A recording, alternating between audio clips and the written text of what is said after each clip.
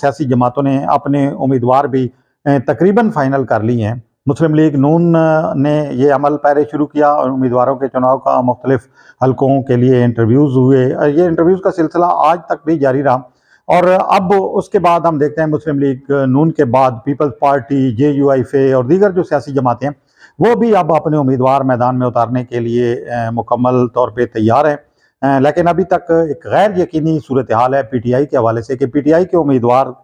किस हल्के में कौन से होंगे। इस सिलसिले में हम आपको तमाम हलकों के बारे में तफसीलात से आगाह करेंगे और बताएंगे कि वहाँ पे किसका मुकाबला किससे हो रहा है और कौन सा उम्मीदवार जो है वो दूसरे उम्मीदवार पे इस वक्त तक सबकतली हुई है।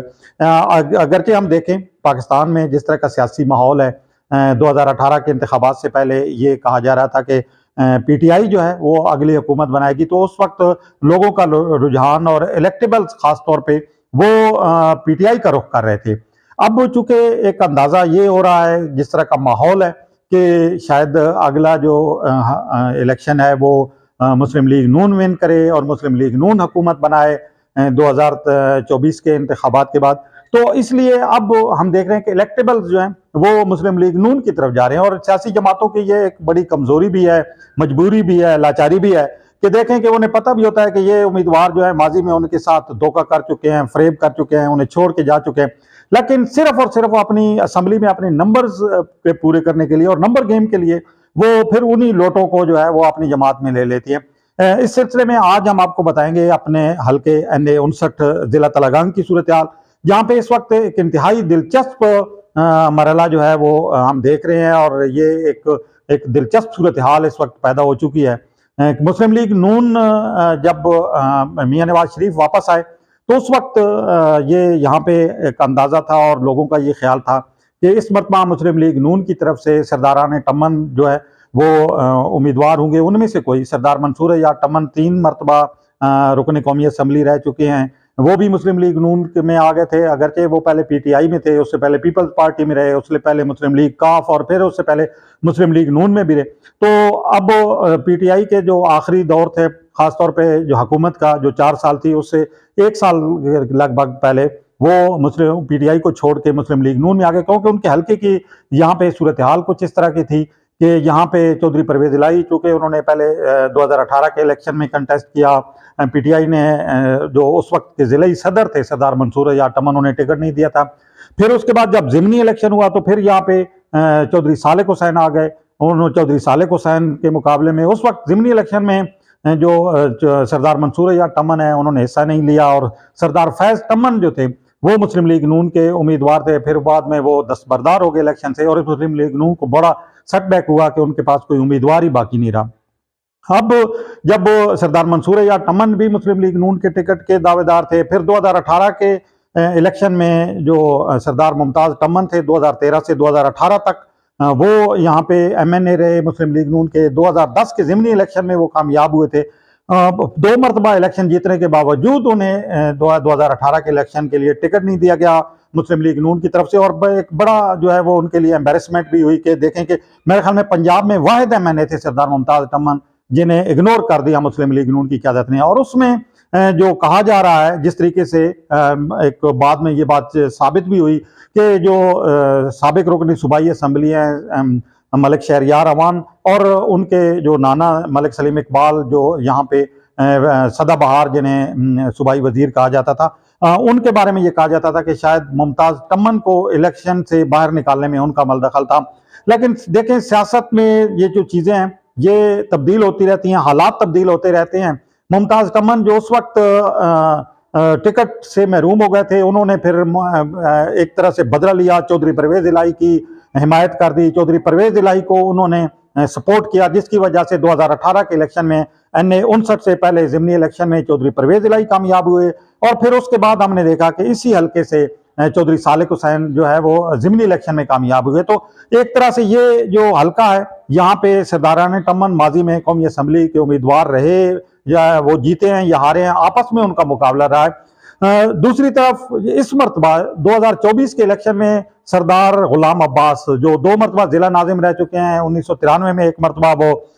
जो सूबाई असम्बली का इलेक्शन जीते, उसके बाद वो सूबाई असम्बली या कौमी असम्बली का कोई इलेक्शन नहीं जीत सके। उन्होंने अपने भाई को भी चकवाल की नशिस्त से इलेक्शन में उतारा, लेकिन वो नाकाम रहे। अब इस मरतबा वो भी नून लीग में चले गए। वो पहले पीटीआई में रहे, उससे पहले नून लीग में थे, उससे पहले पीपल्स पार्टी में रहे, मुस्लिम लीग काफ में भी रहे। तो वो भी मुतअद्दिद जमातें तब्दील करके और हर इलेक्शन में एक नई जमात के तौर पे वो जो है वो आते रहे हैं नई जमात के साथ। तो इस मरतबा मुस्लिम लीग नून ने NA 59 से उन्हें टिकट दिया है और सरदारान टम्मन को नजरअंदाज कर दिया। सरदारान टम्मन जो है वो इस वक्त सर जोड़ के बैठे हुए हैं और वो ये इस वक्त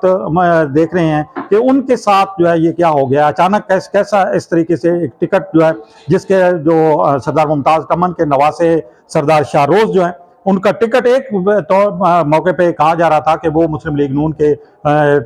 यकीनी उम्मीदवार होंगे। फिर उन्हें कोई ऐसी सूरत हाल पेश हुई, मलिक शहरियार और सरदार गुलाम अब्बास जो है वो ख्वाजा आसिफ की विसासत से फिर चले गए मियाँ नवाज शरीफ के साथ। और मुलाकात में हमने देखा कि जो टिकट अनाउंस हुआ NA 59 के लिए सरदार गुलाम अब्बास का। तो अब जो सूरत हाल है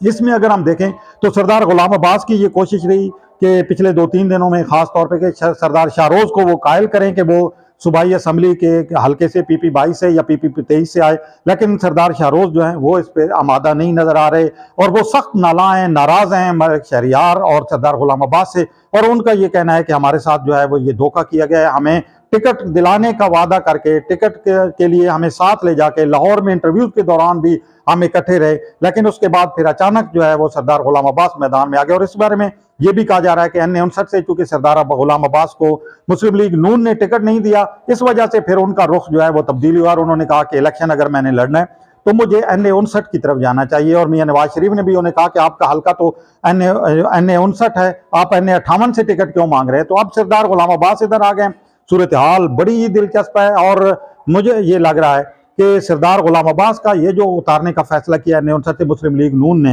ये एक मैं समझता हूँ कि एक उन्होंने ऐसा फैसला किया जिसकी वजह से मुस्लिम लीग नून को बहुत ज्यादा नुकसान भी हो सकता है, क्योंकि सरदार गुलाम अब्बास इस हल्के में जो है वो इतने मकबूल अब उस तरह नहीं रहे जिस तरह जिला नाजिम के दौर में वो थे। उनका एक तो यहाँ पे जो मजबूत उस वक्त वोट बैंक था वो टूट चुका है, दूसरी तरफ उनका मुकाबला जो है वो साबिक वजीर आला पंजाब चौधरी परवेज इलाही और हाफिज अम्मार यासिर जो साबिक रुकन सूबाई असम्बली PP 23 उनके साथ है। और ये जो सरदारान टम्मन है ये भी अब सरदार मंसूर या टम्मन भी उनके मुखालिफ हैं। उसके अलावा सरदार शाहरोज भी अब चूंकि टिकट से महरूम हुए तो वो भी अब सरदार गुलाम अब्बास के खिलाफ जो है वो कैंपेन करेंगे। अब देखने की बात यह है कि अगर सरदारान टम्मन, सरदार मंसूर या टम्मन और सरदार शाहरोज इकट्ठे होते हैं तो उनका जो वोट बैंक है, मजबूत वोट बैंक है, वो यकीनी तौर पे एक फैसला कुन रोल अदा करेगा। या फिर ये होता है कि सरदार मंसूर या टम्मन, जिस तरह के सरदारान टम्मन की माजी में भी रही है सियासत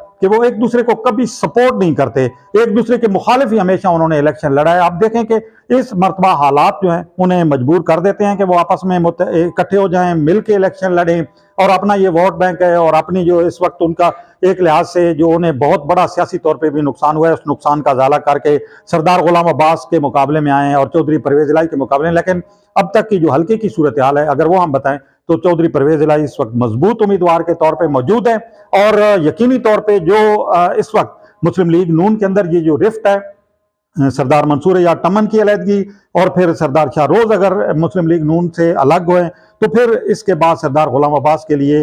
ये हल्का जो है NA 59 से जीतना इंतहाई मुश्किल हो जाएगा, इंतहाई, बल्कि मैं तो ये कहूँगा कि ये नामुमकिनात में शामिल होगा कि चौधरी परवेज इलाही का यहाँ पे मजबूत वोट बैंक मौजूद है और वो यहाँ से कामयाबी हासिल कर सकते हैं। इसके साथ साथ अगर सरदार गुलाम अब्बास का टिकट ये बरकरार रहता है तो PP 23 की जो नशिस्त है जिला जहाँ पे तहसील लावा की और तहसील तरागंग के जो मुख्तलिफ इलाके हैं उन पे मुश्तमिल, तो ये सूबाई असम्बली की नशिस्त भी मलिक शहरियार की खतरे में पड़ जाएगी क्योंकि हाफिज अम्मार यासिर का उनके साथ मुकाबला है और उन्होंने बड़े तरक्याती काम पिछले जो 4 साल के दौर है उसमें कराए हैं और यहाँ पे उन्होंने एक मजबूत अपना वोट बैंक भी बनाया। चौधरी परवेज इलाही भी जो है वो उनके साथ रहे हैं, उन्हें सपोर्ट। सबसे बढ़कर मैं समझता हूँ कि जिला तरागंग का जो एडवांटेज है वो चौधरी परवेज इलाही और हाफिज अम्मार यासिर के पास मौजूद है और यही एडवांटेज जो है ये फैसला कुन किरदार अदा करेगा 2024 के आइंदा कौमी इंतखाबात में और सूबाई इंतखाबात में NA 59 और PP 23 और PP 22 से। इसी के साथ अपने मेज़बान साजिद फारूक को दीजिए इजाज़त। अल्लाह हाफिज़।